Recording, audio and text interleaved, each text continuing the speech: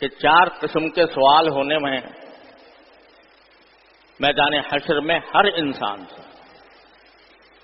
تو اس نے اپنی عمر کاہے میں گنوائی، اس نے اپنی جوانی کس طرح بڑھاپے میں تبدیل کی، اور پیسہ کہاں سے کمایا، کہاں خرچ کیا، اور جو علم اللہ نے اس کو دیا اس پر اس نے کتنا عمل کیا، اس سے کیا فائدہ اٹھایا. اور جیسا کہ میں نے پچھلے جمعہ بھی عرض کیا تھا کہ علم کے معنی یہ نہیں ہے کہ باقاعدہ آدمی عالم علامہ بنے تو پھر اس سے سوال ہو کہ تیرے علم سے کیا فائدہ اٹھایا. وہ تو ہوگا ہی، لیکن ہر انسان کو کچھ نہ کچھ علم تو ہوتا ہے. یہ علم ہے کہ نماز فرض ہے، یہ علم ہے کہ جماعت قریب بواجب ہے، اور یہ علم ہے کہ اللہ جل جلالہ کا ذکر کرنا چاہیے، لیکن اس پر کتنا عمل کیا، کتنا اس سے فائدہ اٹھایا، اس کا سوال ہوگا آخرت میں ہر انسان سے. اب یہ کہ ان 4 سوالوں کی تیاری ہی در حقیقت ہماری زندگی کا اصل مقصد ہونا چاہیے. اللہ تعالیٰ نے ہمیں ایسا دین نہیں دیا کہ جو ہماری قدرت، جس پر عمل کرنا ہماری قدرت استطاعت سے باہر ہو. اللہ تعالیٰ نے صاف اعلان فرما دیا لا یکلف اللہ نفسا الا وسعها. اللہ تعالیٰ کسی بھی شخص پر کوئی ایسی ذمہ داری نہیں ڈالتا جو اس کی وسعت سے باہر ہو. طاقت بھی نہیں کہا. اگر یہ فرماتے کہ طاقت سے باہر ہو تو اس کے معنی یہ ہے کہ بہت مشقت والے کام بھی ڈالے جا سکتے تھے، لیکن اللہ تعالیٰ فرماتے ہیں کہ نہیں، جو تمہاری وسعت سے باہر ہو.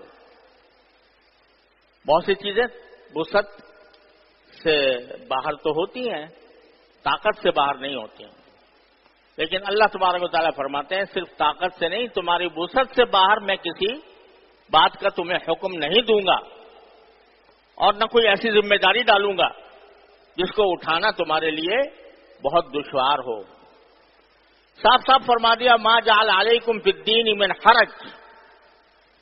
اللہ تعالیٰ نے تمہارے دین میں کوئی تنگی نہیں رکھی، ایسی تنگی جو ناقابل برداشت ہو، جو انسان اٹھا نہ سکے. رسول کریم سرور عالم صلی اللہ علیہ وسلم نے ارشاد فرمایا ان الدین یسر. خوب سمجھ لو کہ دین آسان ہے. یہ جو اپنے ذہن پر تم نے کھوا سوار کیا ہوا ہے کہ دین پر عمل کرنا مشکل ہے، اور خاص طور پر اس دور میں دین پر عمل کرنا مشکل ہے، یہ رسول کریم سرور عالم صلی اللہ علیہ وسلم نے صاف صاف فرما دیا یہ سب شیطان کا دھوکہ ہے. دین اللہ تعالیٰ نے آسان بنایا ہے، لہذا تمہاری کوئی دنیاوی ضرورت ایسی نہیں ہے جس کو دین کے دائرے میں پورا نہ کیا جا سکے.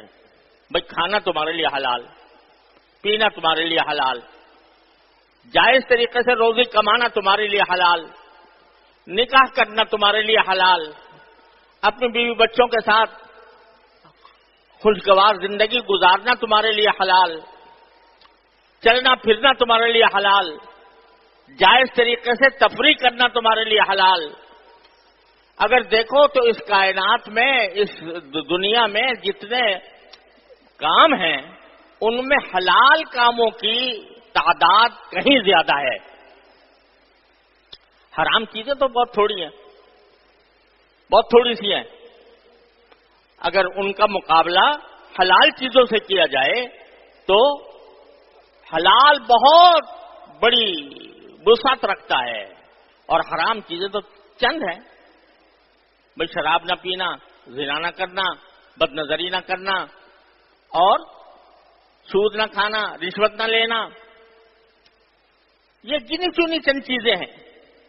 ورنہ تمہارے لیے ساری کائنات کی جتنی نعمتیں ہیں ان سے فائدہ اٹھانا اللہ تعالیٰ نے تمہارے لیے حلال کر دیا.